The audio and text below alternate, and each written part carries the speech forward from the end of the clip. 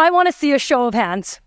How many of you have ever deleted an email or a social media request because it was written like pure spam? Yeah. Or maybe you deleted it because they got your name wrong, or they used an awful cliche like, we share mutual interests, but never took the time to tell you what those were. Yeah, I remember a long time ago, I sent an email to a business acquaintance of mine. I was hoping to draw them into my network and maybe get some feedback. And so I work hard on it and I send it off. And to my surprise, instead of emailing me back, they sent me a text message. Awesome, it worked. Turns out it was not so awesome. The text message was to ask me why I sent them a mass message instead of a personal one. Needless to say, I was embarrassed, but at least I got that second chance via text message. Things have evolved a lot since then, and I'll start by telling you this. Today's version of networking has changed. We once had classes on etiquette, and then my parents' generation, and probably many of you, got literal instructions on how to shake hands and make eye contact. And then the internet blew up, and now there is no instruction at all. The skills that once served us well in conference rooms and at networking events are no longer enough. Now our networks span the globe. Today, we have over 5 billion internet and social media users respectively around the world. Most of us accessing our digital identities through the device that you either have in your hand right now or close enough. But this is great, because what this means is that we can reach almost anyone, anywhere, instantly. And now, I won't make you raise your hand for this next one, but is it possible you might still change jobs one day? If so, you should know that the vast majority of job placements are now happening through networking. They're happening through personal and professional connections. And so, what do we do with this? Well, first, this is not a talk about you becoming an influencer. Meaningful online connection is not about how many followers you have or what you look like. Yet, ignoring the power of connecting online, that's not just outdated, it's a significant missed opportunity. And what we need is a new playbook. Now, making up for my bad email days, I have since made a career out of connecting people online around the world. And drawing from a wealth of global interactions, I've distilled for you 6 ways to make better connections online, beginning right now. Tip number 1, connect, don't collect. We're in an era where scrolling can feel like connecting, and where we often overlook the fact that building a helpful community for ourselves is not a numbers game. Rather, it's based on the quality and the depth of our relationships. Think of the common Pareto principle, where 20% of our connections yield 80% of the results. But for this to work, we have to know why we're reaching out, have a goal, and do your homework. A strong first impression comes from stronger preparation. Take this message from Tally, for example. She was looking for a remote job in community building and identified me as someone who could help her. But rather than jump right in, Tally did her research on what mattered to me, and then she tailored her outreach authentically. This worked, and I ended up getting on a call with her. What also can work is sharing what you liked about a recent presentation they gave or an article they wrote as a way of showing genuine interest. And you can use AI and large language models as a way of doing efficient research for you. Just remember, it's a tool for personalization, not a silver bullet. Tip number 2, don't make it about you. Dale Carnegie famously said, you can make more friends in 2 months by being interested in other people than you can in 2 years by trying to get other people interested in you. Think about that for a minute.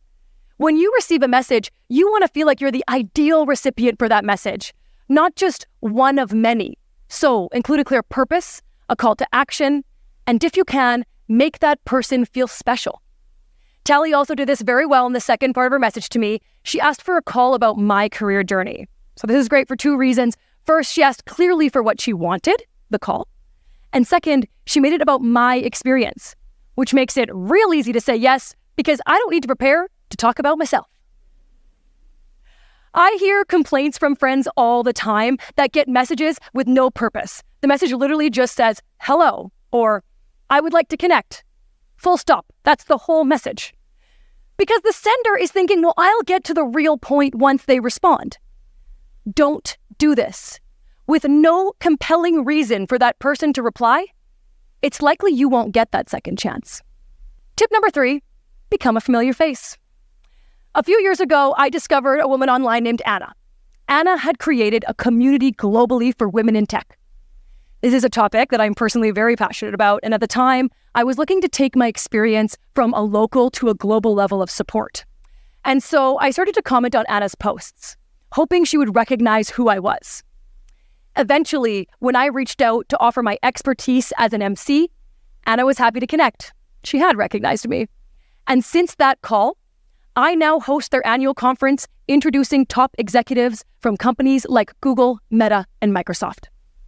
In order to boost your visibility and those chances of new connections, try to become a familiar face to the right people. So you can go right to their content and engage with it like I did, or you can join online communities, groups, and forums where you can share your expertise and identify some of those right people for you.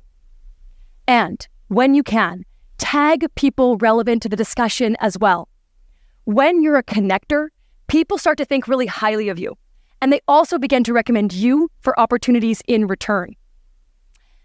And remember, the goal of networking, even when it's online, is to avoid invisibility. Begin building these relationships now so that they're ready when you need them. Tip number 4, bring in-person online. Right now, we're in an era where your networking is not done when the event is.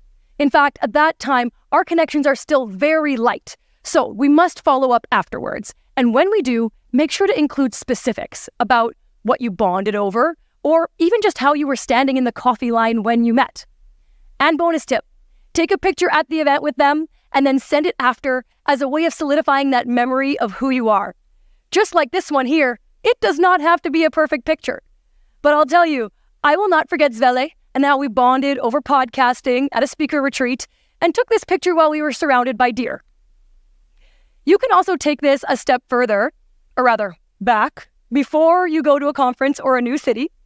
Start teeing up opportunities in advance, sending carefully crafted messages to people that you want to meet while you're there. I did this in Prague, where before I left, I sent one well-crafted message to a then stranger on LinkedIn, and it landed me speaking at the Czechia Chamber of Commerce and to a great local tour guide as well. Just remember those tips 1 and 2, do your research first, and then share how you can help them while you're in town. Tip number 5, lose the emojis and be thoughtful. Listen, I know, sending off a quick emoji response is temptingly easy. I have to stop myself from doing it too, I get it. Or we get a new connection request, and right away, when it comes through, we're thinking, okay, now I can sell to them, ask for something, take.